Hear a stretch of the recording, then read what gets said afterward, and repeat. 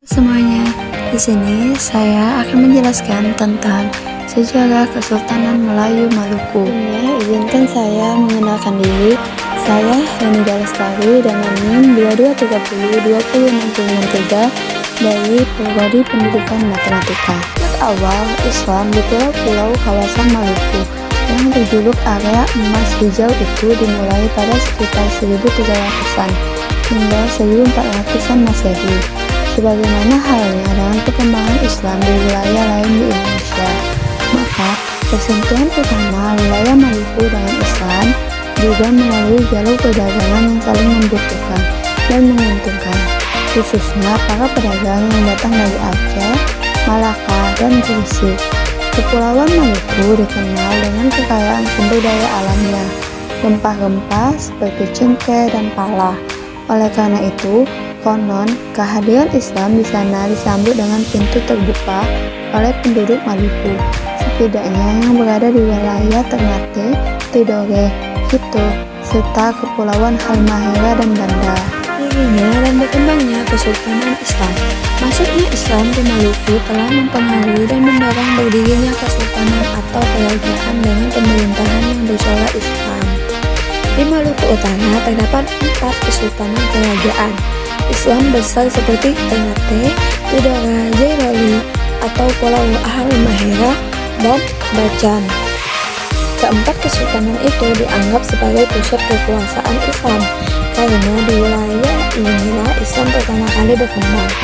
Sedangkan di Maluku Selatan atau Pulau Ambon terdapat Kesultanan Tanah Hitu yang dianggap sebagai pusat peradaban wilayah Ambon.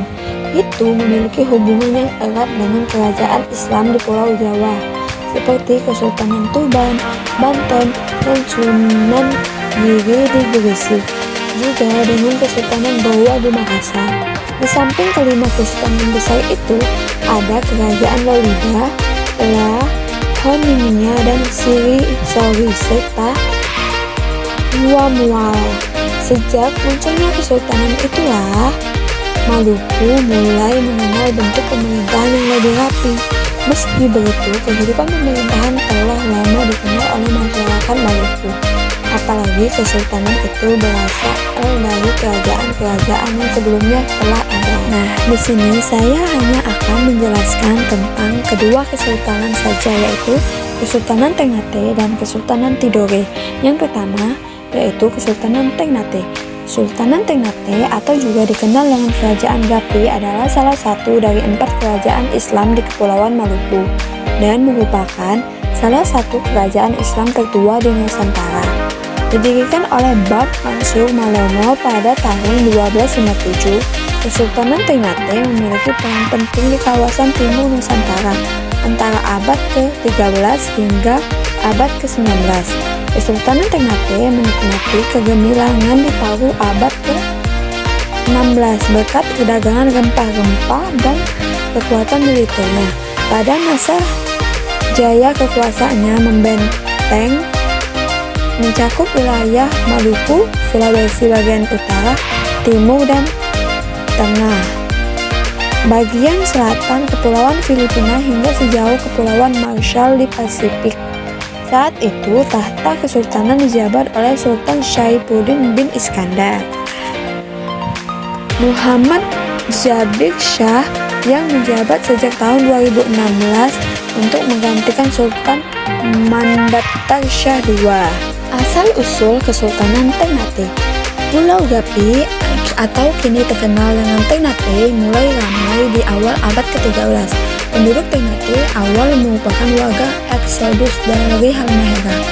Awalnya di Ternate terdapat 4 kampung yang masing-masing dikepala oleh seorang momele atau kepala marga. Mereka lah yang pertama-tama mengadakan hubungan dengan para pedagang yang datang dari segala penjuru mencari rempah-rempah. Tahun 1257, Momele Ciko memimpin Sampalu terpilih dan diangkat sebagai Kalona atau raja pertama dengan gelar Bab Mansur Malomo dari 1257 sampai 1272.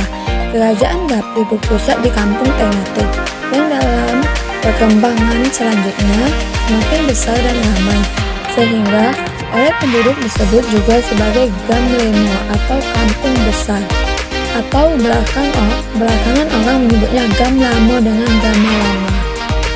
Ternate berkembang dari sebuah kerajaan yang hanya berwilayahkan sebuah pulau kecil menjadi kerajaan yang berpengaruh dan terbesar di bagian timur Indonesia, khususnya di Maluku. Jatuhnya Kesultanan Ternate. Di Jailolo, rakyat Tudawongi,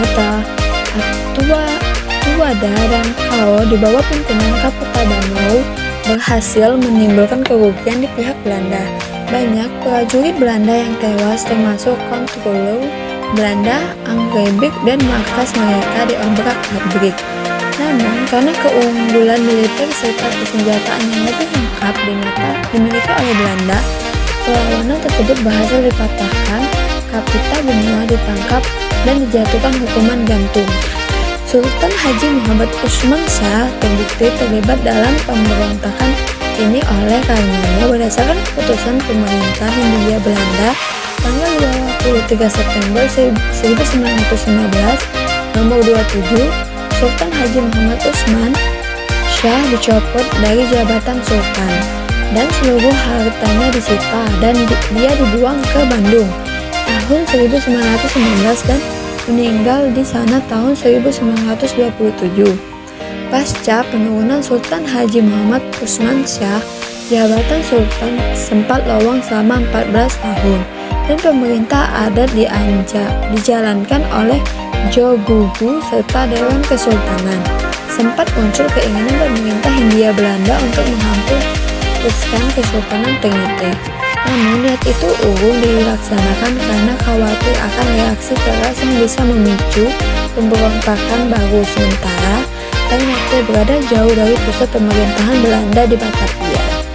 Dalam usianya yang kini memasuki usia ke-750 tahun, Kesultanan Ternate masih tetap bertahan meskipun hanya sebatas simbol budaya, yaitu warisan peninggalan Kesultanan Ternate.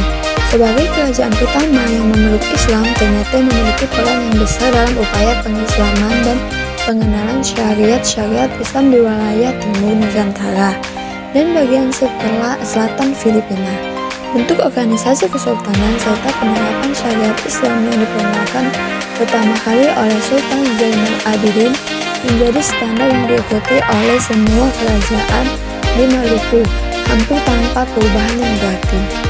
Dua naskah surat Sultan Ternate dari Sultan Abu Hayat II kepada Raja Portugal tanggal 27 April dan 8 November 1521 diakui sebagai naskah Melayu tertua di dunia setelah naskah Melayu Tanjung Tanah. Kedua syarat Sultan Abu Hayat tersebut saat ini masih tersimpan di museum di Lisabon atau Portugal. Peninggalan lain dari kesultanan ini meliputi kompleks pemakaman Sultan Ternate serta benda-benda peninggalan di museum Kesultanan Ternate, alat-alat perang, singgasana raja, dan Al-Quran tulisan tangan sang raja. Selanjutnya yaitu Kesultanan Tidore. Pada awalnya yang disebut dengan Maluku meliputi Ternate, Tidore, Makian, dan Motu. Tempat wilayah ini bernama Maluku Kirahan, yang artinya persatuan empat kalona atau kerajaan. Demikian tulis Komarudin Hidayat dan kawan-kawan dalam menjadi Indonesia 13 abad eksistensi Islam di Indonesia 2006. Raja pertama Tidore adalah Sahajati yang merupakan saudara Mansur Malomo, raja pertama kerajaan Ternate. Berdasarkan berbagai sumber, tidak ada keterangan yang menyebutkan bahwa Sahajati telah memeluk agama Islam. Penguasa Tidore yang pertama masuk Islam adalah Srilayati dengan gelar Sultan Jamaluddin 1495 sampai 1512. Sejak saat itu kerajaan Tidore pun berubah menjadi kesultanan atau kerajaan Pucora Islam. Masa kejayaan Kesultanan Tidore.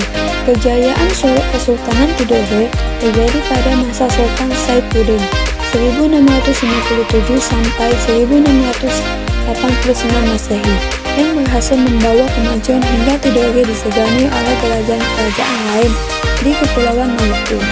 Masa keemasan Kesultanan Tidore juga dirasakan di era kepemimpinan Sultan Muku pada awal abad ke-19. Sultan Muku memperluas wilayah kekuasaan Tidore sampai ke Papua bagian barat, Kepulauan Kei, Kepulauan Aru, bahkan sampai Kepulauan Pasifik. Sejarah hidup Sultan Muku 1797 sampai 1805 Masehi. Amat heroik, pemimpin Kesultanan Tidore di Maluku Utara. Ia berulang kali mengalahkan POC atau Belanda. Sultan Muku tak pernah kalah. Lahir pada 1738 dengan nama Muhammad Amiruddin di Suasio, Tidore, Maluku Utara. Pangeran Muku adalah pangeran putra kesayangan Sultan Muhammad Maksud Jamaluddin yang bertahta sejak 1757. Selanjutnya yaitu runtuhnya Kesultanan Tidore. Di tengah suasana damai dan makmur, Sultan Muku berpulang pada 14 November 1805 dalam usia 67 tahun. Pemimpin berjuluk The Lord of Fortune mewariskan masa-masa emas Kesultanan Tidore sebagai negeri yang diberkati dan berdaulat. Sepeninggal Sultan Muku, Belanda berusaha kembali mengincar Tidore. Hal ini diperparah dengan banyaknya polemik internal yang membuat Kesultanan Tidore akhirnya jatuh dalam penguasaan Belanda. Seiring kemerdekaan Indonesia pada 1945, Kesultanan Tidore bergabung dengan Negara Kesatuan Republik Indonesia atau NKRI. Tidore, tepatnya Sot Pipi, ditetapkan sebagai ibu kota Provinsi Maluku Utara. Seberapa peninggalan sejarah Sultanan Tidore yang masih tersisa adalah Istana Kadato Kie serta Benteng Toge dan itu saja yang dapat saya sampaikan. Lebih dan kurang saya mohon maaf. Saya ucapkan terima kasih.